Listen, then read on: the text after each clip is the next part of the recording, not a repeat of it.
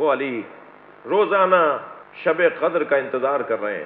کبھی بچوں سے کہہ رہے ہیں کہ عید میں کتنے دن رہ گئے، اور امام حسین نے جب فرمایا بابا 17 دن رہ گئے، معاف کیجیے گا 17ویں تاریخ تھی، فرمایا بابا 13 دن رہ گئے.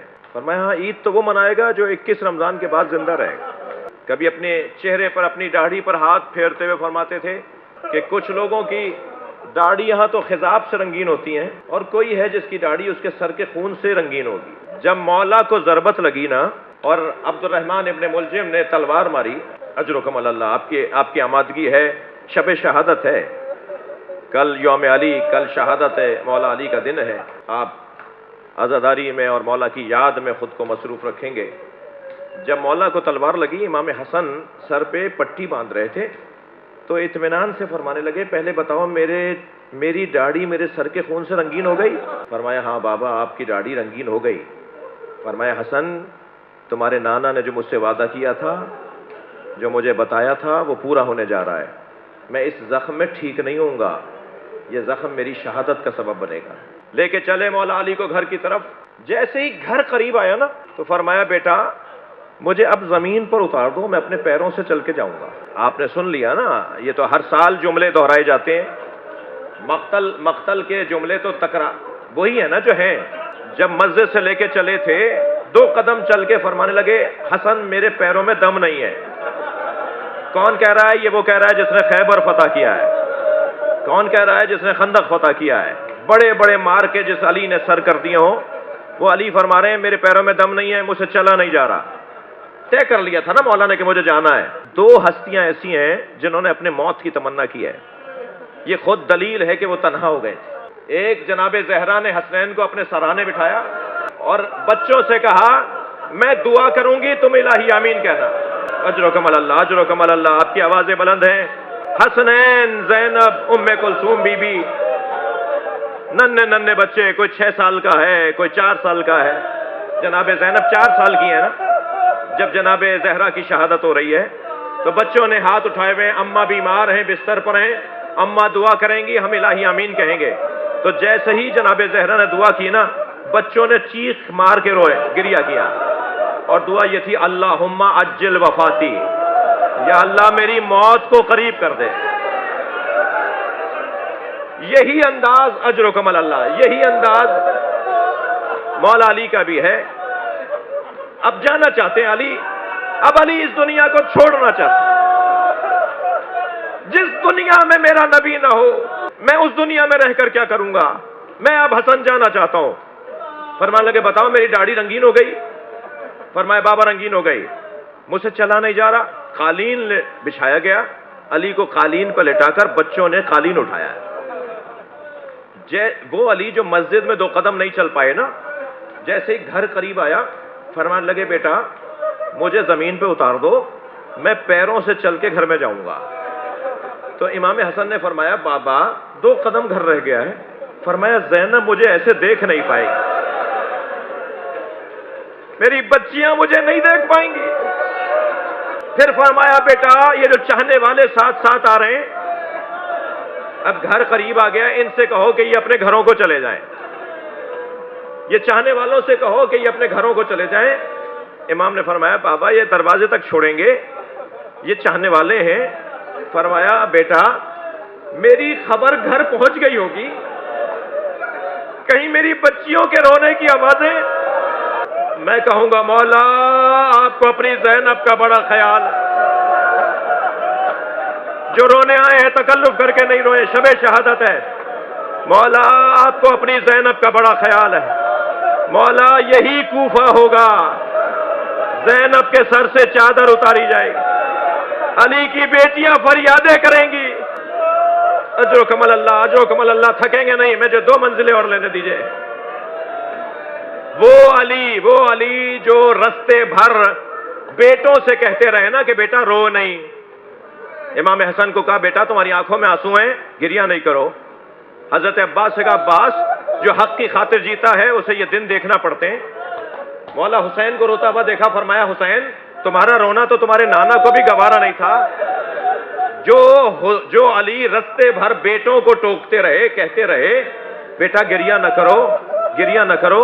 جیسے ہی گھر میں داخل ہوئے زینب کو آتے ہوئے دیکھا تو خود علی رو دیے. علی مولا کی آنکھوں سے آنسو جاری ہے, زینب کو سینے سے لگا کے روئے. اجرکم اللہ, اجرکم اللہ. طبیب کو بلایا گیا, طبیب کو بلایا گیا. امام حسن نے فرمایا محمد حنفیہ بھائی جاؤ طبیب کو لے کر آؤ. طبیب آیا, طبیب نے مولا کے زخم کو دیکھا, ایک گوسفند ذبح کروایا, گوسفند ایک بھیڑ ذبح کروایا, پھر ایک رگ نکال کر مولا کا معائنہ کیا اور اس کے بعد اوزار طباوت کو جمع کرنے لگا. وہ جو سامان, جو چیزیں طبیبوں کے ساتھ ہوتی ہیں اسے لپیٹنے لگا. اب سب بچے طبیب کی طرف دیکھ رہے ہیں اور طبیب ہے جو جانے کی تیاری کر رہا ہے. تو امام حسن کی آواز آئی, بھائی میرے بابا کے بارے میں بتاؤ, کیا کہتے ہو میرے بابا کے لیے؟ تو نحیف سی آواز میں کہنے لگا علی سے کہیں وصیتیں کریں, علی سے کہیں کہ وصیتیں کریں. مولا امام حسن نے فرمایا کوئی ایک ایسی بات بتا دو جس سے میرے بابا کی تکلیف کم ہو جائے. کہنے لگا بدن میں زہر سرایت کر گیا ہے, وہ جو تلوار زہر میں بجھا کر ماری گئی ہے وہ زخم میں زہر سرایت کر گیا ہے. اگر علی کو دودھ پلایا جائے تو زہر کا اثر کم ہو جائے گا, کچھ زیادہ دن علی ہمارے درمیان رہ جائیں گے. ابھی یہ خبر کوفے میں عام نہیں ہوئی تھی کہ دروازے پہ دستک ہوئی. غلام نے جا کے دروازے پر دیکھا تو وہ روتا ہوا اندر آیا اور امام حسن سے آ کر کہا مولا دروازے پر ایک منظر ہے. جب امام حسن دروازے پر گئے تو کیا دیکھا, کوفے کے یتیم بچے ہاتھوں میں کوزے لیے کھڑے ہیں, ہمارے حصے کا دودھ ہمارے مولا کو پلا دیا جائے. مجلس ہو گئی عزاداروں, مگر یہ مجلس نہ جانے ہماری زندگیوں میں آئندہ کب ہے. آئندہ سال اس تاریخ میں ہم میں سے کون ہے کون نہیں ہے, تو مجھے 2-4 منٹ کا اور ٹائم دے دیجئے. علی مولا نے وصیتیں فرمائیں, یتیموں کا خیال رکھنا, فقیروں کا خاص خیال رکھنا, خانہ کعبہ کو تنہا نہ کرنا, کعبے کے اندر کہیں لوگوں کا جانا کم نہ ہو جائے, حج بیت اللہ کی حفاظت کرنا. پھر قرآن کے لیے خاص وصیت فرمائی. وصیتیں انسان اپنی چیزوں کے لیے کرتا ہے نا, وصیتیں انسان اپنی چیزوں کے لیے کرتا ہے. مولا کا وصیت نامہ جا کے دیکھیے, یتیموں کا خیال رکھنا, فقیروں کا خیال رکھنا, قرآن کا خیال رکھنا, حج بیت اللہ کو کہیں تنہا, اللہ کے گھر کو کہیں تنہا نہ کر دینا. اور پھر اس کے بعد آخر میں آ کر کہا میں نے اے حسن اپنی ساری کمائی تمہارے حوالے کی. ایک ایک بچی کے بارے میں, ایک ایک بچے کے بارے میں فرمایا. کہتے ہیں کہ آخر میں حضرت عباس کا نام لینا چاہتے تھے کہ ایک رونے والی بی بی کی آواز آئی. فرمایا ام البنین تمہیں کوئی مجھ سے سوال ہے؟ کہ مولا میرا عباس کس کے حوالے ہے؟ کہ عباس حسین کے حصے کا ہے. عباس حسین کی اطاعت میں رہنا اور حسین عباس کو اپنے ساتھ رکھنا. میرے مولا نے وصیتیں مکمل کی. امام حسن امام حسین کا ہاتھ اپنے ہاتھ میں لیا اور فرمایا جب میں تمہیں فشار دوں نا تو سمجھنا تمہارے نانا مجھے لینے آ گئے, تمہاری ماں زہرا مجھے لینے آئی ہیں, ملک الموت مجھے لینے آیا ہے. دونوں بچوں کے ہاتھوں کو فشار دیا, آواز آئی انا للہ و انا الیہ راجعون. اجرکم اللہ. بہت رو لیے, بہت گریہ ہو گیا, مگر علی کا پسندیدہ مضمون میں بیان مصائب میں بیان کر دوں, علی شاید اور ہم سے کچھ راضی ہو جائیں. مولا کو غسل و کفن دیا بچوں نے. وصیت میں فرمایا تھا میرا جنازہ آگے سے خود اٹھے گا, سنی شیعہ نے لکھا ہے, اور جنازہ کب سے تم اٹھاؤ گے, جنازہ جہاں جا کے رک جائے وہاں جنازہ کو رکھو گے تو برابر میں قبر تیار ملے گی. جب جنازہ لے کے پہنچے امام حسن نے برابر سے پتھر سے زمین سے خاک ہٹائی تو ایک تختی, ایک سل, ایک سلیب اور ایک پتھر نظر آیا. اسے جب ہٹایا تو قبر تیار تھی. اور قبر کے اندر ایک تحریر لکھی ہوئی تھی، یہ آخری نبی خاتم الانبیاء کے وسیع علی کی قبر ہے جسے آدم نے اپنے ہاتھوں سے بنایا ہے۔ ہاں عظمت مولا کائنات، حضرت آدم مولا کائنات کی قبر بنا کر گئے۔ ایک طرف حضرت آدم کی قبر ہے، اللہ آپ کو نجف لے جائے، اللہ آپ کو مولا کے مزار پر لے جائے۔ اسی ذریح کے اندر جس میں مولا علی کی قبر ہے نا، اسی ذریح میں حضرت آدم بھی ہیں، حضرت نوح بھی ہیں۔ 1000 نبیوں کی قبریں ہیں نجف اشرف میں، 1000 نبی ہیں علی کے اطراف میں۔ اس جگہ پر مولا کو لے جا کے دفنایا، اور جب دفنا کے واپس آ رہے تھے نا، جس کی خاطر میں نے آپ کو اتنی زحمت دی ہے، جب دفنا کے واپس آ رہے ہیں نا بچے، کون؟ حسن حسین، تو ایک خرابے سے ایک فقیر کے کرہنے کی آواز ہے، جو کرہ کے کہہ رہا تھا کوئی ہے جو میری مدد کرے۔ یہ کیسے ممکن ہے علی کے بچے کسی محتاج کی پکار کو سنیں اور وہ بغیر اس کے مسئلے کو حل کیے آگے بڑھ جائیں؟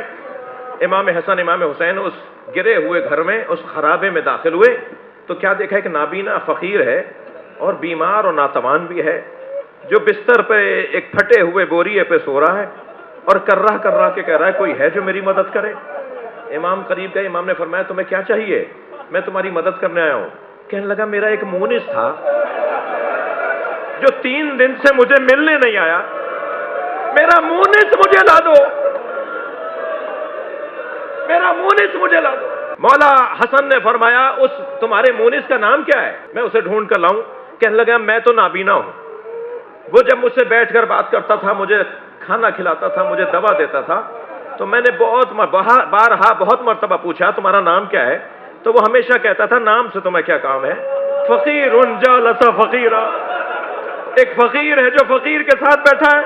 میں نے جب بھی اس سے کچھ پوچھا کہ تم اپنا حسب نسب علاقہ خاندان کچھ بتاؤ، تو وہ ہمیشہ یہ کہتا تھا مسکین جالس مسکینا، ایک مسکین ہے جو مسکین کے ساتھ بیٹھا ہے۔ امام حسن نے فرمایا کوئی نشانی بتا دو، کوئی علامت بتا دو جو میں اسے ڈھونڈ کر لے آؤں۔ تو روتے ہوئے کہنے لگے تمہاری طرح بولتا تھا، جیسے تم بول رہے ہو وہ ایسے ہی بولتا تھا۔ فرمایا میرا بابا علی فقیروں کو یتیم کر گیا، مسکینوں کو تنہا کر گیا، اہل بیت کو یتیم کر گیا۔ الا لعنت اللہ علی قوم الظالمین۔